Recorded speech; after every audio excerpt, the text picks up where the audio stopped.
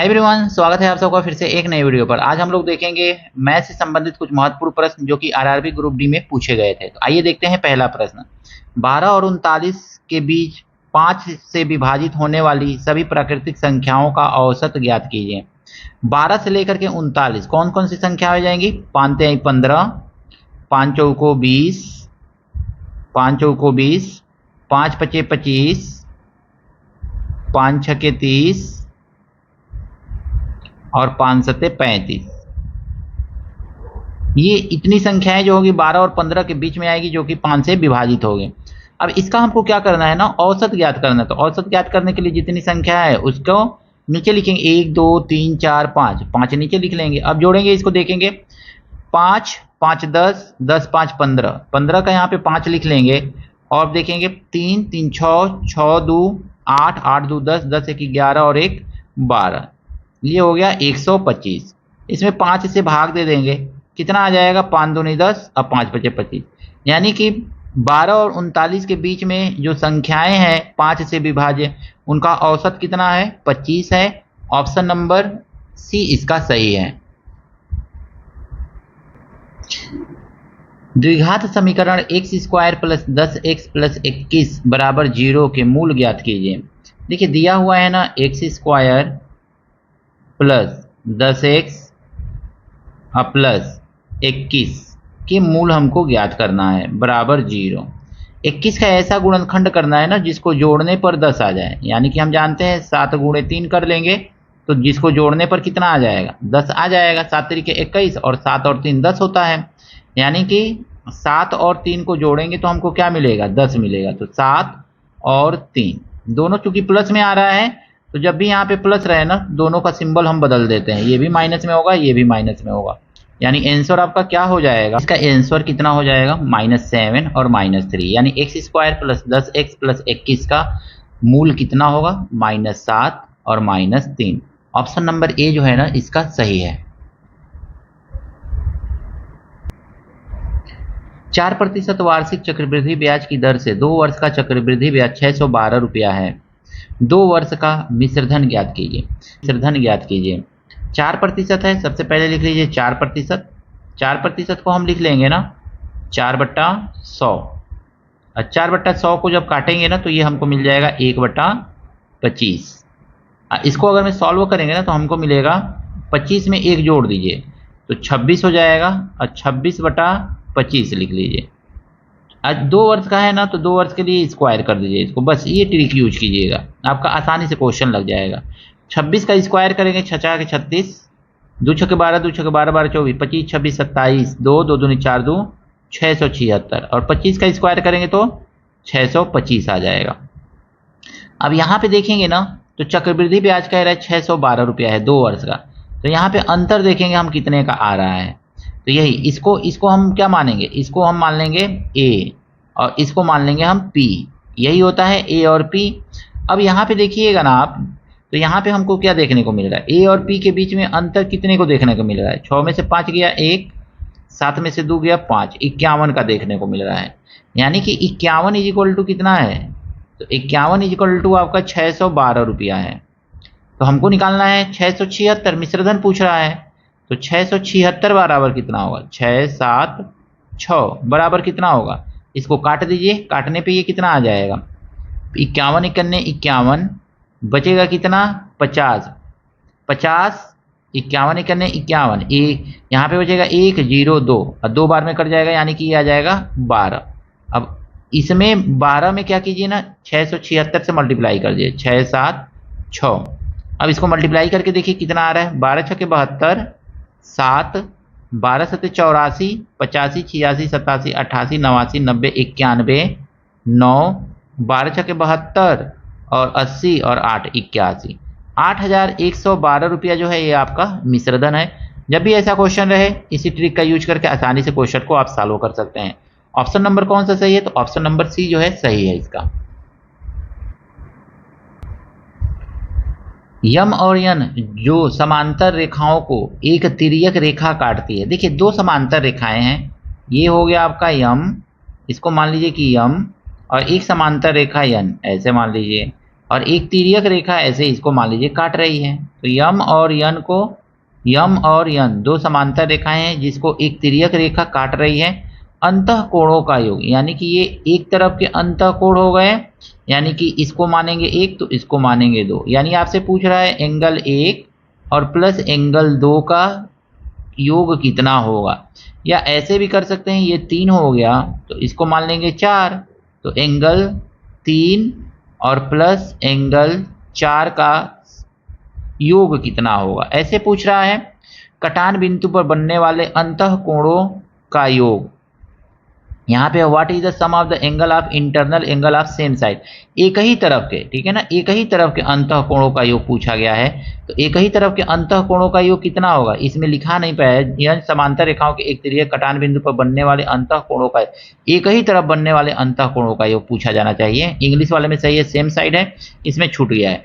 तो अंतः कोणों का योग कितना होता है, एक ही तरफ वाले अंतः कोणों का योग, तो ये होता है 180, याद रखिएगा 180। तो इस तरह से सिंपली क्वेश्चन को लगा लेंगे आप।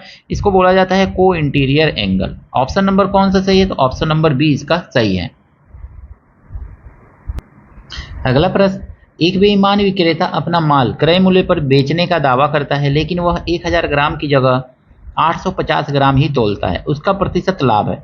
मान लीजिए ना कि 1000 ग्राम है, 1000 ग्राम वो कितने में बेचेगा, तो इसका सीपी मानेंगे ना हम, इसका सीपी मान लेंगे 1000 का 100 रुपया, या 1000 ही मान लीजिए, 1000 रुपया मान लीजिए, ठीक है। अब ये क्या कर रहा है, 1000 की जगह पे कितना तौल रहा है, तो कह रहा है कि 850 ग्राम ही तौल रहा है, तो 850 ग्राम ही तौल रहा है। तो जितना सीपी है उतना ही एसपी है, यानी कि कह रहा है कि हम 1000 ग्राम दे रहे हैं 1000 रुपये में, लेकिन तौलते समय वो गलत तौल रहा है, 850 ग्राम ही तौल रहा है।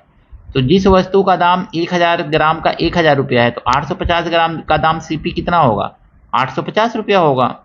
ऐसे 850 रुपया हो जाएगा इसका सीपी, तो सीपी हो गया कितना 850 रुपये, यानी 850 रुपये की वस्तु को 1000 का बता करके 1000 में बेच दे रहा है, उसको कितने का लाभ हो रहा है। तो यहाँ पे देखेंगे अंतर, तो कितने का है 0, 5 और 8 1 9, 150 रुपये का लाभ हो रहा है। अब ये 150 रुपये का लाभ जो है ना, 150 रुपये का लाभ हो रहा है कितना में, तो 850 रुपये की वस्तु बेचा है उसने। अब मल्टीप्लाई कर लेंगे 100, ऐसे करेंगे। अब इसको काटेंगे, देखिए 0 से 1 0 यहाँ पे काट दीजिएगा, 5 से काटिएगा तो 5 3 15 और 5 17 हम 85 हो जाएगा। ये हो जाएगा आपका 300 बटा 17, 17 से काटिए, 17 1 अन्य 17, कहीं भाग दे लीजिए इसको, ठीक है।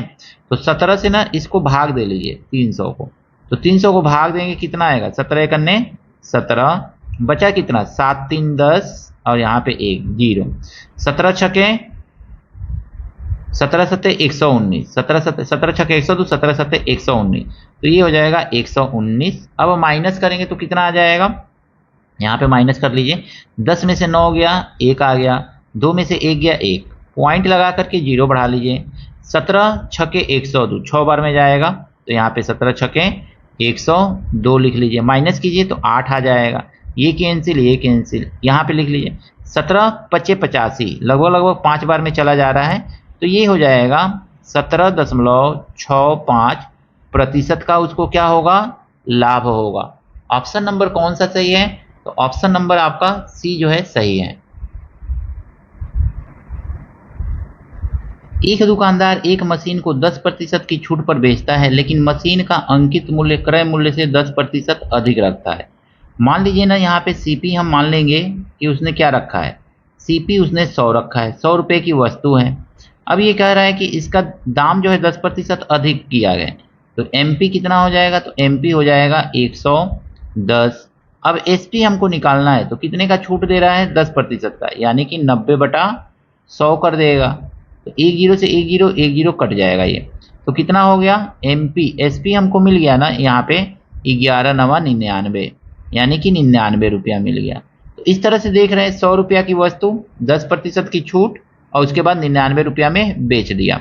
100 रुपये की वस्तु 110 रुपया उस पर दाम लिखा, 99 रुपया में बेचा, उसको कितने का नुकसान हो रहा है, तो यहाँ पे देखेंगे तो 1 रुपये का नुकसान हो रहा है, कितने पे, तो 100 रुपये की वस्तु था तो सीपी पे ही तो निकालते हैं, अब मल्टीप्लाई कर लेंगे 100, 100 से 100 कट जाएगा, कितने रुपए का नुकसान हो गया, कितने प्रतिशत का, तो 1% का उसका नुकसान हो गया, 1% को उसका हानि हो रहा है। तो हानि प्रतिशत कितना है, 1% है। ऑप्शन नंबर 1 जो है ये पहला वाला सही है।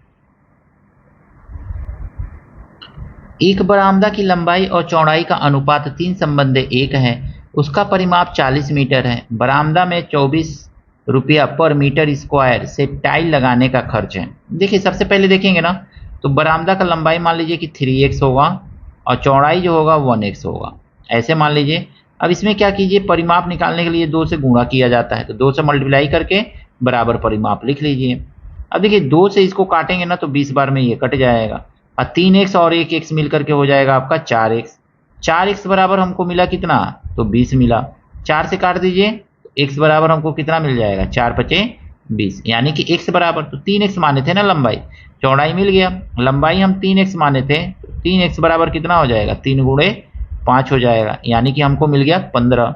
अब हम देखेंगे क्षेत्रफल, तो क्षेत्रफल बराबर कितना होता है, लंबाई गुणे चौड़ाई, तो लंबाई है 5 और चौड़ाई है 15, 15 पचे देखेंगे तो 75 आ जाएगा, 75 मीटर स्क्वायर आ जाएगा। इतना आ गया, 75 मीटर स्क्वायर आ गया। अब कह रहा है कि 1 मीटर स्क्वायर का खर्चा कितना है, 1 मीटर स्क्वायर टाइल्स लगाने का खर्चा 24 रुपया है, 24 रुपया है। तो 75 मीटर स्क्वायर टाइल्स लगाने का खर्चा कितना होगा, 75 मीटर स्क्वायर टाइल लगाने का खर्चा कितना हो जाएगा, तो 24 गुणे 75 कर लेंगे, यहाँ पे मल्टीप्लाई कहीं पे कर लेंगे। अब इसको 75 में 24 से मल्टीप्लाई कर लीजिए, कितना आ जाएगा, 4 पचे 20, 4 7 28 30, 2 पचे 10 और 2 7 14 और 1 15, यानी कुल खर्चा कितना आ गया, 0 0 5 3 8 और 1 1800 रुपया, यानी 75 मीटर स्क्वायर टाइल्स लगाने का खर्चा कितना आएगा, 1800 रुपया खर्च करना पड़ेगा। ऑप्शन नंबर कौन सा सही है इसका, तो ऑप्शन नंबर आपका डी जो है सही है। अगला प्रश्न, 12 ऑफ 3, पहले लिख लीजिए यहाँ पे 12 ऑफ दिया हुआ है, 3 दिया हुआ है, अब माइनस 24 दिया हुआ है, फिर ऑफ दे रहा है, और फिर भाग 4 दिया हुआ है, अब फिर भग्गा 12 दिया हुआ है। हम जानते हैं कि सबसे पहले हम क्या करते हैं, ऑफ को सॉल्व करते हैं। तो ऑफ को सॉल्व करेंगे तो लिखेंगे 12, और ऑफ का मतलब क्या होगा, मल्टीप्लाई ही तो होगा, तो लिख लेंगे मल्टीप्लाई, 3 लिख लेंगे यहाँ पे, और माइनस 24, ऑफ का मतलब मल्टीप्लाई, तो मल्टीप्लाई कीजिए, और 4।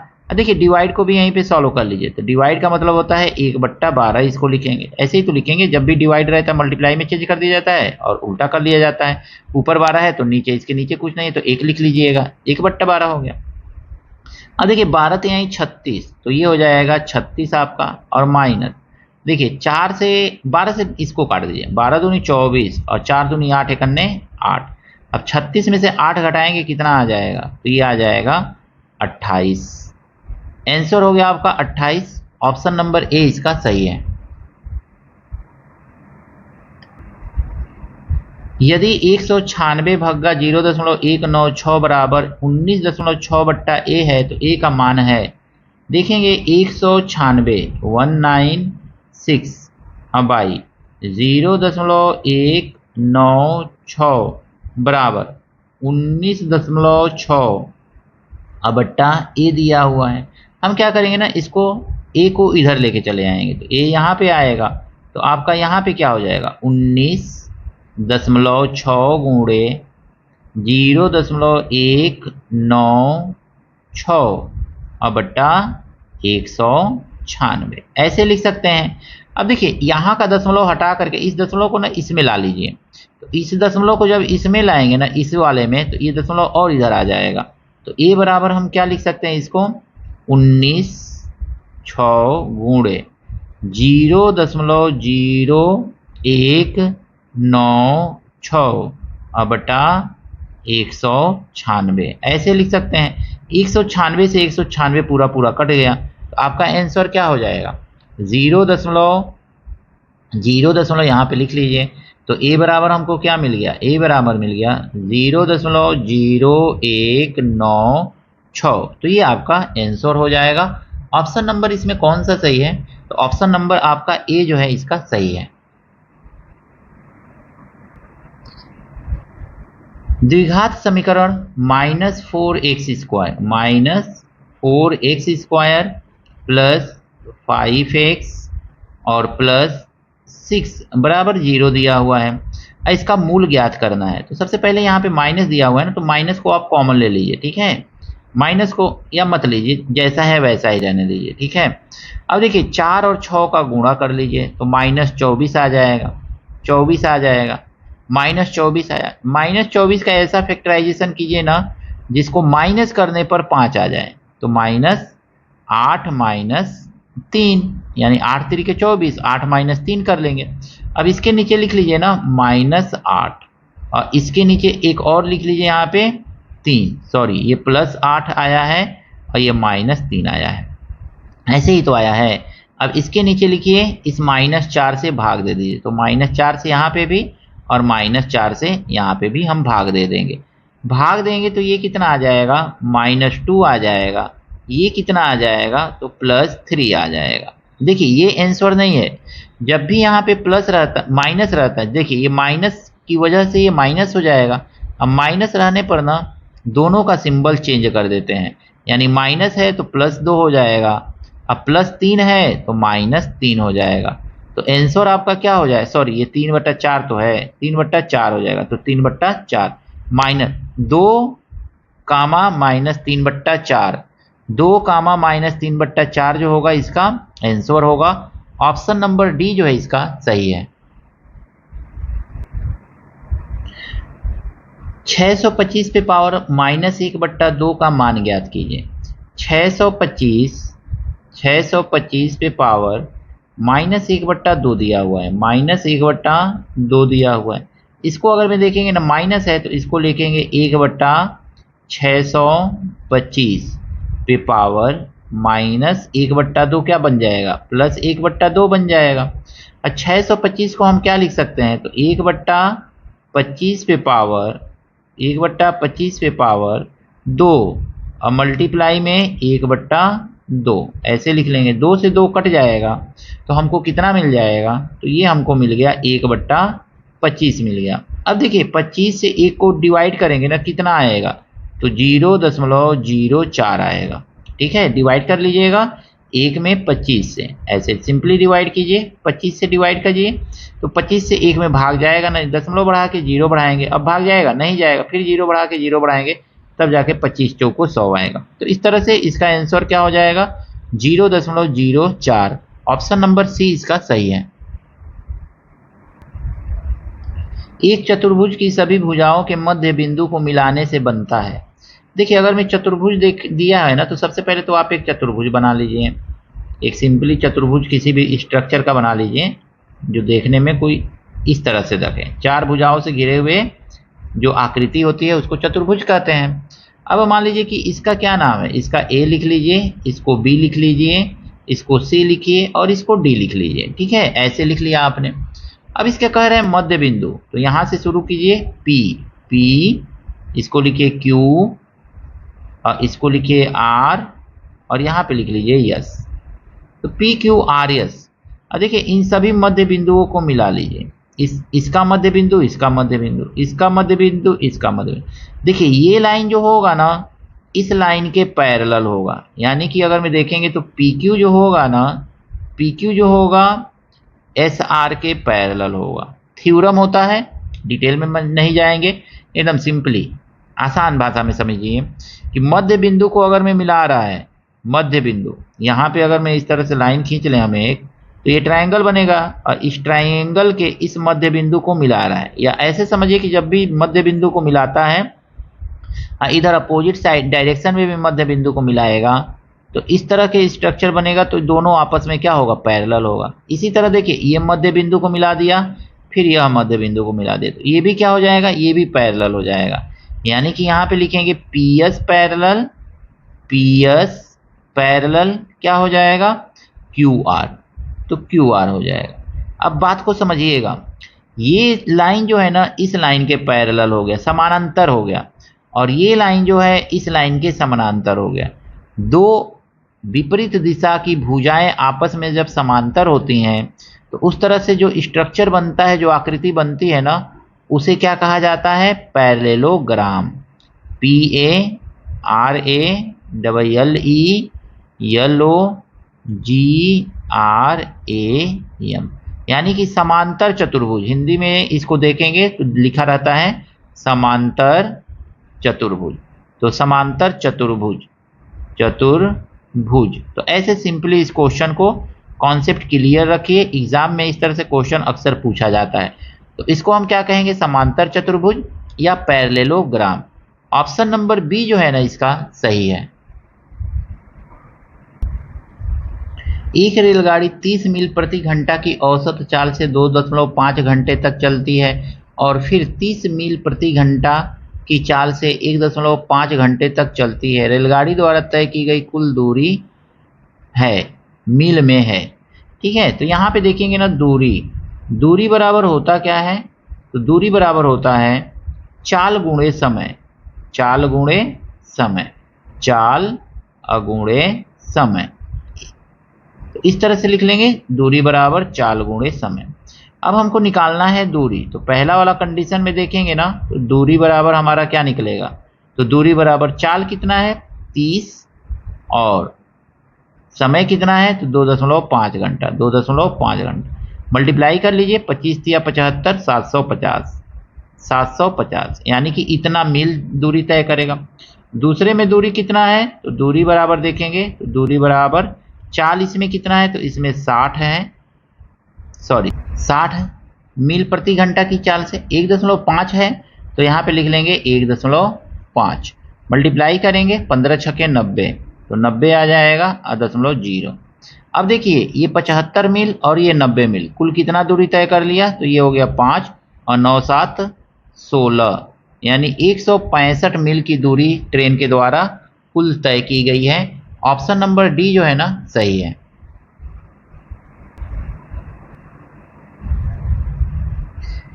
ए और बी किसी कार्य को 12 दिन और 8 दिन में पूरा कर सकते हैं। यदि ए बी दोनों एक साथ मिलकर कार्य करते हैं तो कार्य कितने दिन में पूरा होगा? देखिए, एकदम सिंपल सा क्वेश्चन है। ए जो है 12 दिन में काम को कंप्लीट करता है और बी जो है 8 दिन में काम को कंप्लीट करता है। अकेले अकेले काम कर रहे हैं तो कुल कार्य निकालेंगे। यहाँ पे एलसीएम निकाल लेते हैं हम। तो 12 8 का एलसीएम 24 हो जाएगा। तो ए का एक दिन कितने काम करता होगा? तो 12 से भाग दे देंगे 24 को, 12 दूनी 24, और 8 से 24 को भाग दे देंगे, 8 तिरिके 24, यानी दोनों का एक दिन का काम 3 दूनी 5 है और टोटल काम 24 है। यानी 24 काम को करने में कितना समय लगेगा? एक दिन में दोनों मिलकर के 5 काम कर रहे हैं, तो इसको काटेंगे तो 5 को 20 अब 5 × 40, 4.8 दिन का समय लगेगा। Option number B. दो संख्याओं का अनुपात 11 संबंधित 17 है और उनका अंतर 18 है। संख्याओं का HCF और LCM है।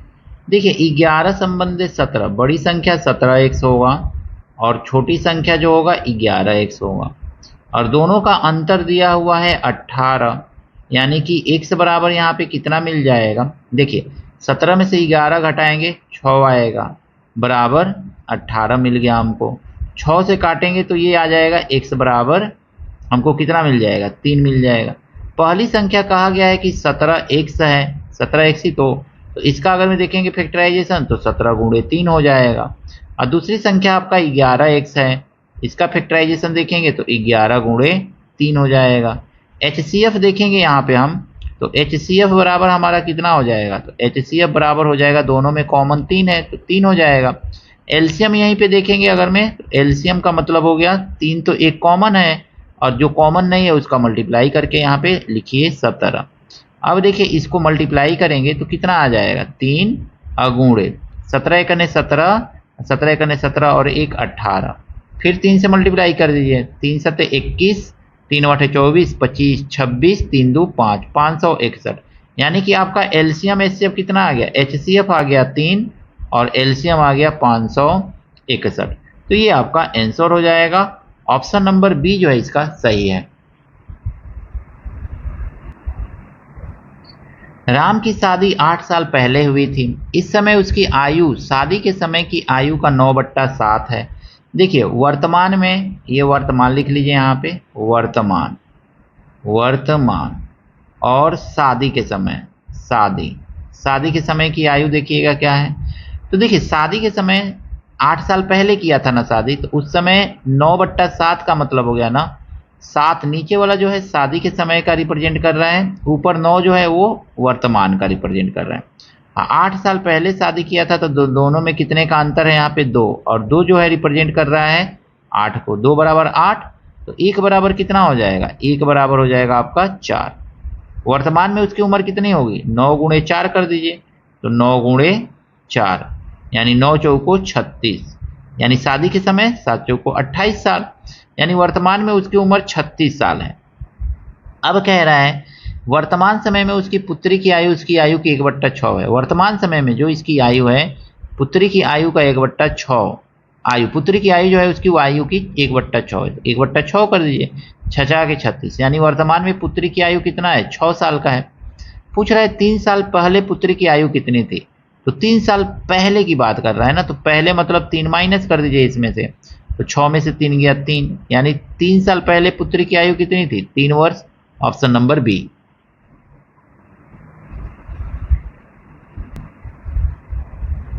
एक मिश्र धातु में एल्यूमिनियम और निकल का अनुपात लिख लेंगे। यहाँ पे एल्यूमिनियम है और रेशियो निकल है, निकल का अनुपात कितना दे रहा है, तो ये कह रहा है ना कितना है, 3:4 है, 3:4 है। अब आगे कहा है एल्यूमिनियम 36 ग्राम है, एल्यूमिनियम जो है ये 36 ग्राम है, 3 जो है 36 को रिप्रेजेंट कर रहा है, तो पूछ रहा है निकल की मात्रा कितनी होगी, तो 4 किसको रिप्रेजेंट करेगा, तो 4 की देखिए 3 एक 3 और 3 8 24, 3 9 36, 9 और 9 से 4 में गुणा कर दीजिए, 9 चौको 3 एक 3, 3 दूनी 6, 12 ना आएगा, तो 12 और 12 चौको 48, यानी ये कितना होगा, निकल कितना होगा, 48 ग्राम होगा। ऑप्शन नंबर कौन सा सही है, तो ऑप्शन नंबर इसका सी जो है सही है।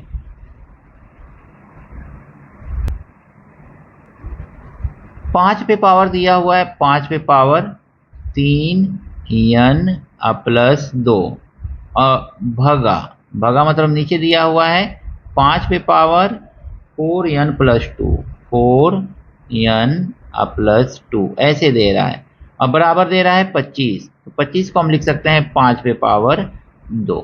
आप एक रूल याद कर लीजिए, a पे पावर n भगा a पे पावर m बराबर क्या होगा, तो a पे पावर n माइनस m होगा, इसको याद रखिएगा। इसी के बेसिस पे हम इसको क्या करेंगे, सॉल्व कर लेंगे। ये ब्रैकेट में है तो ब्रैकेट लगा लीजिए। देखिए अब इसको हम क्या करेंगे ना, 5 पे पावर बेस तो सेम है, तो 5 पे पावर हम लिखेंगे 3n प्लस 2, ये एक पावर हो गया, अब माइनस करना है नीचे वाले पावर को, तो 4n और प्लस 2 ऐसे कर लेंगे। अब बराबर हमको क्या लिखना है ना, 5 पे पावर 2 लिखना है, तो 2 लिख लेंगे।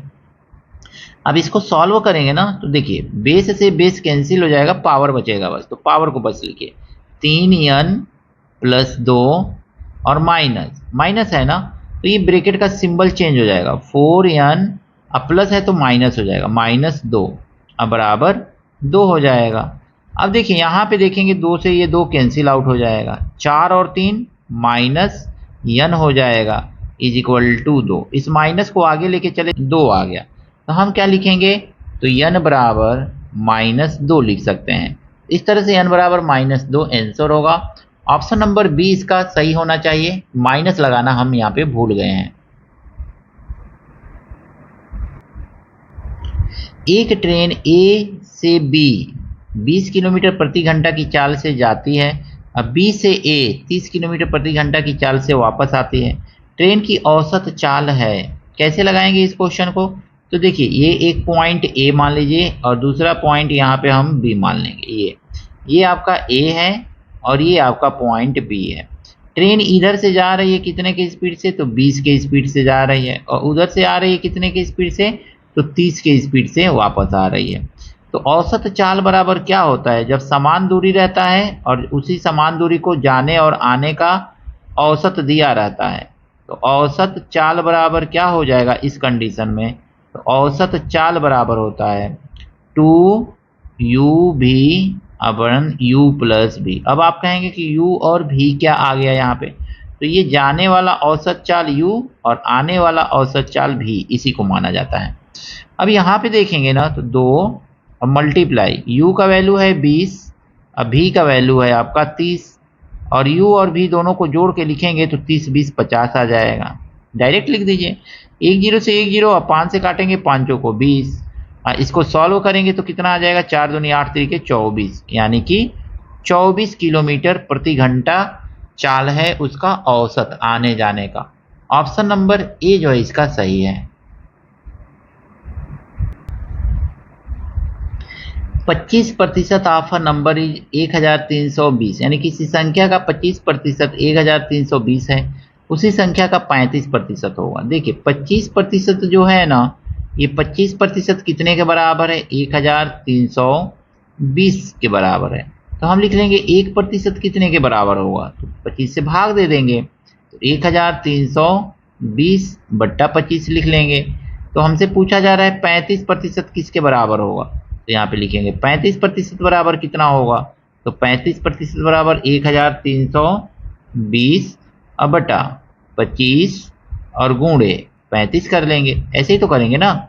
अब देखिए 5 से काट दीजिए, 5 पचे 25 और 5 सत्ते 35, अब 5 से इसको काट दीजिए तो ये कितनी बार में कटेगा, 5 दूनी 10, 5 छके 30, 5 चौको 20 और गुणे 7।